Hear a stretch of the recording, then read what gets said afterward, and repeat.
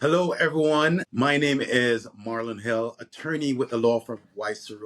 Welcome to the Sideline Conversations. You're on the sidelines, you are in the stands, you're up into the bleachers, you are in the nosebleeds. But we are talking about the playbook, all the legal and business issues around the World Cup. We are less than 300 days. I think it may even be 287, 288, 266, 86. We are counting down, and we want you to be a part of these sideline conversations. I'm practicing here in Miami, one of the host nations for the 2026 World Cup, practicing business law with Wasti for over 30 years now, representing entrepreneurs, nonprofit organizations, governmental entities in their transactional affairs, brand protection, business immigration, helping them to achieve their strategies. But this sideline conversation can't happen just with one person.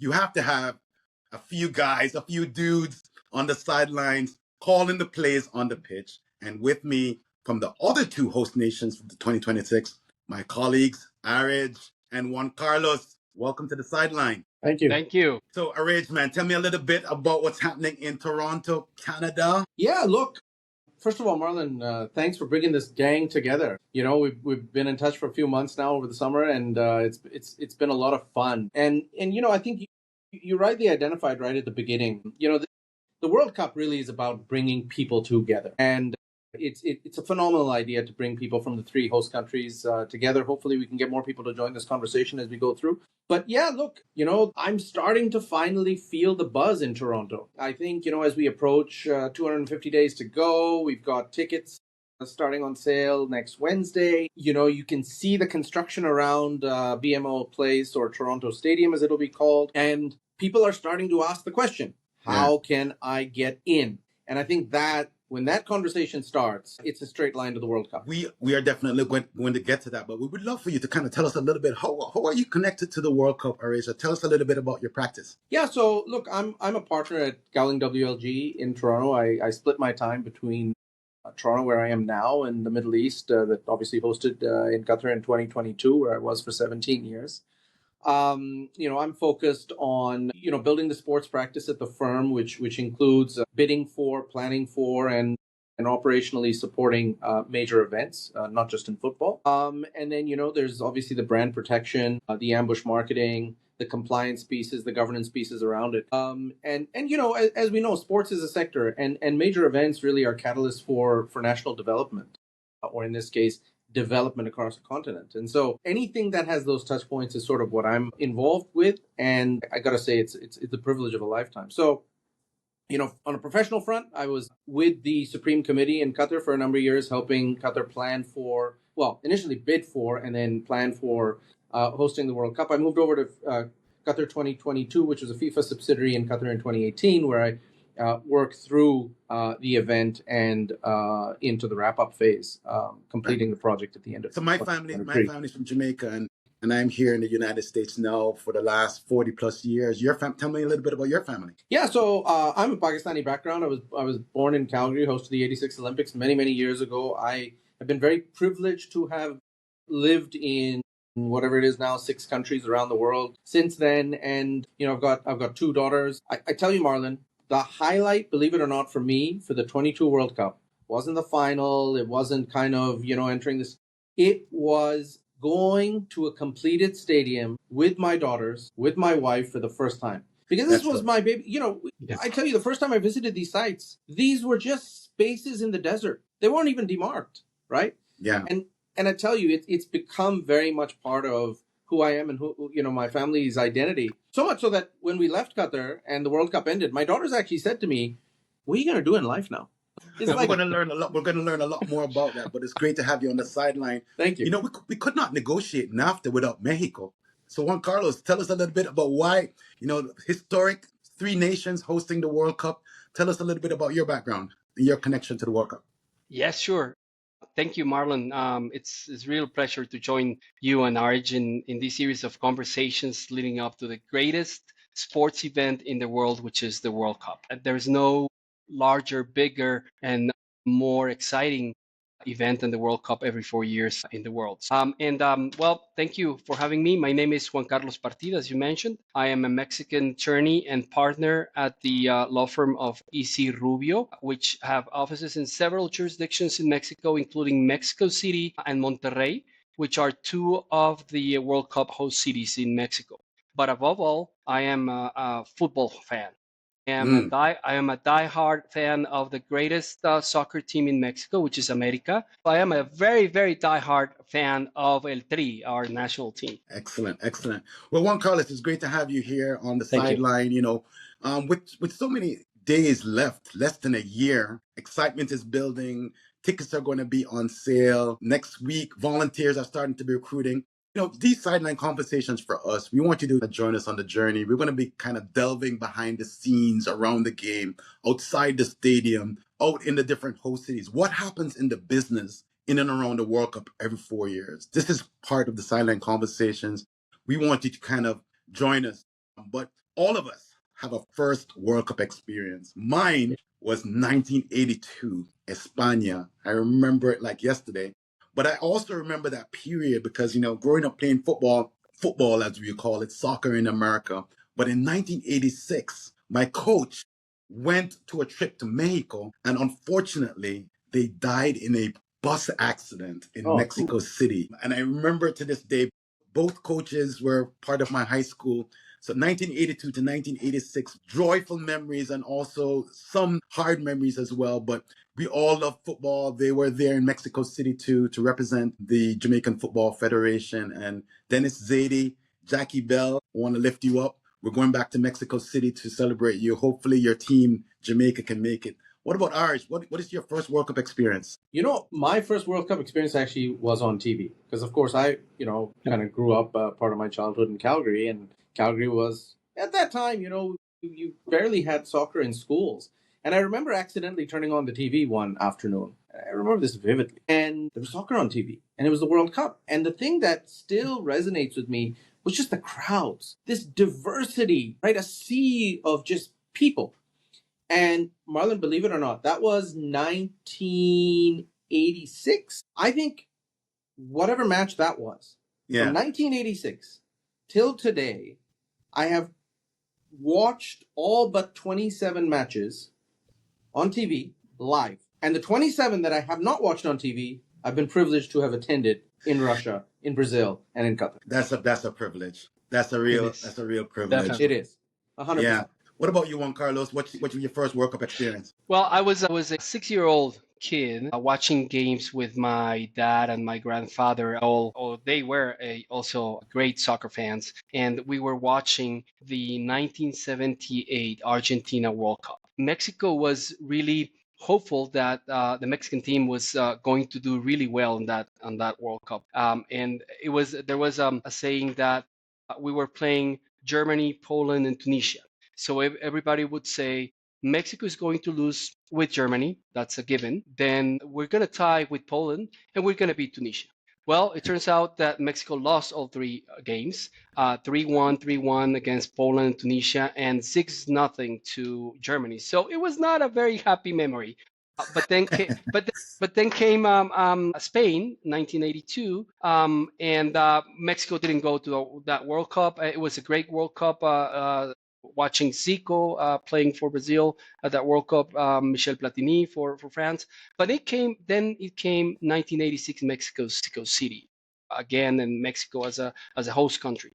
And living close to Mexico City, it was awesome. I mean, everybody was involved in the World Cup. I remember advertisement began like 2 years or 3 years before the World Cup. And that team of the Mexican team did really well in that World Cup. So everybody got excited. And as a 14-year-old, I mean, obviously playing soccer every day at school or football every day at school, we loved that World Cup because people would go to the stadium in Mexico City or Puebla or Guadalajara. There were games, there were 2 stadiums in Mexico City hosting games. So it was definitely a blast. So I think Mexico 1986 is the one that I really, really remember the best. as You know, the there's something so special about this tournament, this game. Every 4 years, it's something that builds up into you, the build up and the passion and the Yep. excitement. But you know what? This is the first time three nations are going to be hosting. 48 teams, 104 matches over 35, 37 days between our three nations. What's going to be different about this, Aarij? Oh man, Marlon, I don't know where to begin. I think, just the sheer geography is so daunting. Yeah. I know coaches will be looking very carefully at how the scheduling pans out in the final draw. No, I think the distance, the furthest two host cities are Vancouver and Miami, where you are, Marlon. 2,800 miles, Yeah. right? And this sort of came up, I think, in the last NHL playoffs where Florida was playing Edmonton. And the thing is, where you've got connectivity, a lot of those services are taken up by team charters. And, when it comes to the remaining groups like fans, it's a heck of a journey. So I think, Yeah. look, I think the geography is a challenge. Yeah. I think the coordination clearly is going to be a challenge. I think, look, we've got three independent countries, sovereign nations, have independent policies, including foreign policies and immigration policies. So, we talk about accessibility, I guess, in the U.S. context, but then also mobility during the tournament. I think that's going to be an interesting one to watch. Yeah, and I was going to ask Juan Carlos, with Mexico having three host cities, what are you hearing? This is not 1986, so but Mexico has the opportunity to be a part of this historic moment. What do you think is going to be different this time around for the Tres Colores? Well, the very first thing I can tell you, the first thing that it's outstanding is that El Estadio Azteca, our national stadium in Mexico City, is going to it's going to be the host stadium three times of a World Cup. First of all, Yeah. it's going to host the inaugural game for three times over three different World Cups. So that's very outstanding. I think certainly logistics and cooperation is going to be something that needs to happen. There's not going to be a lot of difficulty traveling within Mexico. I think the problem is going to be traveling among the three countries. And one of the greatest challenges, I think, is that fans will need to know that there are different rules, different legislations, and different regulations, especially for immigration in each of the three countries. So there has to be a lot of communication by the three governments and also by FIFA with the fans to let them know that it's not the same coming into Mexico or going to the US or going to Canada. So Yeah. I think that's part of the mobility challenges that we're going to face within Mexico. I think that's not going to be a lot of problem. The airlines are opening new routes, special just for the World Cup. So I think it's going to be fine within Mexico, only hosting a few games in three different cities. So I guess the real challenge is going to be traveling to and from the three countries. Aarij, the hosting and managing the world's largest sporting event comes with so many tentacles on the business side, on the legal side. Here on the sideline with these sideline conversations, there's just so much to talk about. So little time in the game, unless you want a red card or a yellow card, right? So I was actually going to give you a yellow card for calling it soccer, Marlon. Yeah. I know Juan Carlos almost did it, but we'll leave that aside. That was a slip of the tongue. But Marlon, you're on a yellow. Hey, I'm on jurisdiction in the United States, so I get a pass. My ref. But listen, over the next few months, we're going to be jumping into these sideline conversations, talking about a number of different issues behind the scenes of this tournament.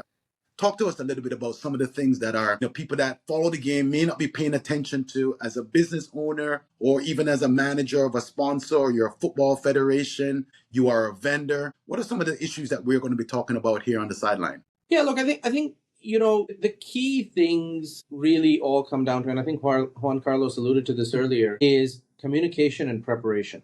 So all of these stakeholder groups, right, from businesses to suppliers to sponsors to businesses that aren't directly involved with the hosting of the World Cup or the operations, but are in these host cities or host countries. I think it's all about preparation, ensuring you've got access to the right information. This could be through your Chamber of Commerce. It could be through the official LOC portals or websites, and not to forget, of course, from a brand protection perspective, understanding FIFA's rules and regulations around marketing. And then really it's about the do's and don'ts of doing business in a context like this, right? Yeah. And I think if you've got that early preparation and you've got access to the right information, you can plan out, depending on where you are, a relatively seamless,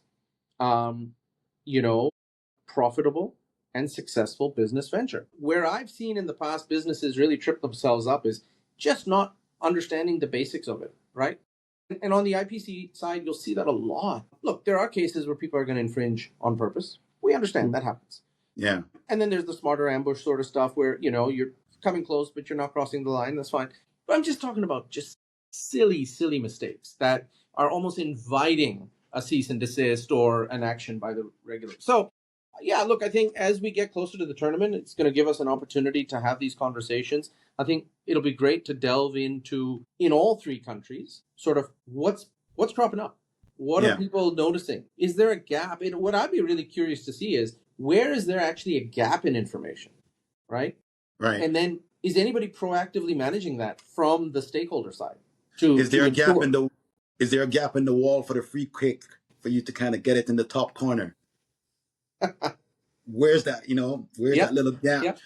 Juan Carlos, what about from your end in Mexico? What are you going to be looking at in terms of some of the issues as we over the next hundreds of days and weeks leading up to this magnificent summer of 2026? What are some of the issues that you're looking to discuss here on the sideline? Well, I think we need to understand how the current Mexico government administration works, and what their purpose is with these advertising the World Cup in Mexico for the Mexican population.